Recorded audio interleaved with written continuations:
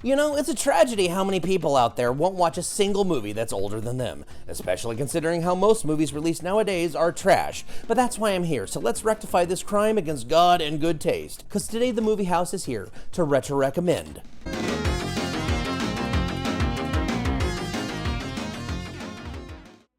Capping off this 90s pulp revival trend in Hollywood was TriStar Pictures' blockbuster The Mask of Zorro. Debuting back in 1919 with The Curse of Capistrano, the heroic outlaw created by Johnston McCulley drew inspiration from characters like Robin Hood and the Scarlet Pimpernel. The character is one of the oldest pulp heroes, which itself influenced the creation of others further down the pipe. While it's true that the Shadow was the direct inspiration, let's say, for Batman, Zorro was an important keystone for both heroes. It's no coincidence that ever since Frank Miller's The Dark Knight Returns, it's become now canon that the movie that Bruce Wayne and his parents saw on that fateful night was the Mark of Zorro. It's a little tip of the hat to the character that helped inspire the Caped Crusader. Over the last 100 years, there has been numerous movies starring the Fox. But the 1998 production is considered one of, if not the very best take on the black-clad vigilante.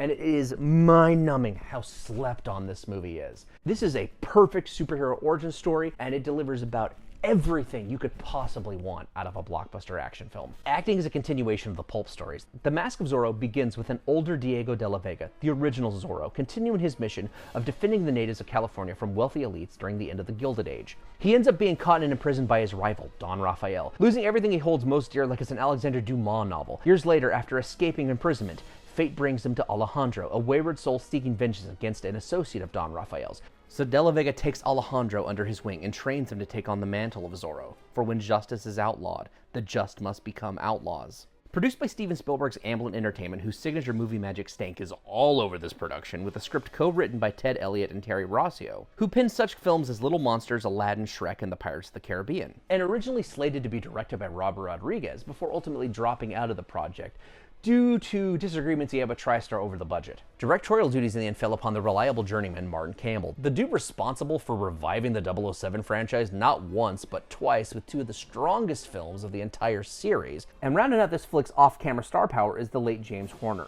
turning up again for one of these pulp movies with another solid film score, doing a stellar job weaving the character's Spanish roots with ample amounts of horns and acoustic guitar into its rousing soundtrack. Simply put, there was oodles of talent behind the scenes working on a project that many would write off as just like a dated throwback. Matching the pedigree behind the camera was the talent in front of it. Antonio Banderas' casting as the title hero was a holdover when Rodriguez was still attached, which makes sense because they're friends, but there is no nepotism present with this casting. Banderas was born to play this character, exuding ridiculous levels of charm and wit, married with a natural athletic prowess for all the various sword fights. It's exactly this reason why the now aged actor was able to pivot his success with this character into the Shrek movies with Puss in Boots. Shown up again on this list and given a much meatier role is Catherine Zeta-Jones as Elena, Don Raphael's fiery daughter who grows infatuated with a mysterious man in black. Her chemistry with Banderas is insane. Every scene with them together, from a lively tango, a steamy confessional, and even an early morning sword fight, drips sexual tension.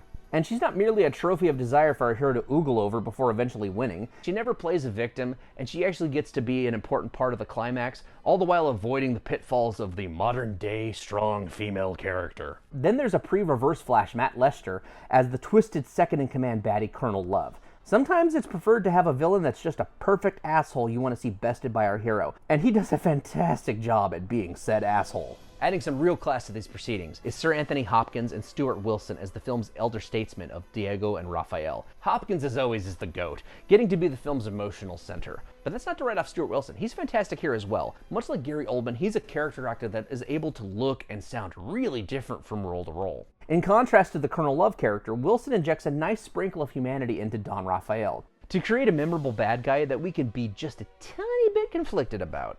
Get the children out of the plaza immediately! Children should never have to see the things we do. And it's really cool seeing older actors like these two taking such an active part in all the swordplay present. Sword fighting being the key word here. It's a huge part of Zorro and swashbuckling movies in general, so it's a good thing that the filmmakers got the legendary Bob Anderson, Olympic gold medalist fencing champion and fight choreographer, to be the film's swordmaster. If his name doesn't sound immediately familiar to you, don't worry, you've seen his work. Some of the best fight scenes ever shot on film are his doing. Pirates of the Caribbean, The Curse of the Black Pearl, The Lord of the Rings trilogy, Die Another Day, the 1993 Disney version of The Three Musketeers, Highlander popping up in this list again, The Princess Bride, the original Star Wars trilogy. Hell, he actually stunt doubled as Darth Vader for the fight scenes in Empire and Jedi. Oh, and he also did the Phantom, coincidentally enough. So with a list as amazing as this, it means something when I say that this might be his crowning achievement. The entire principal cast gets to swing some steel.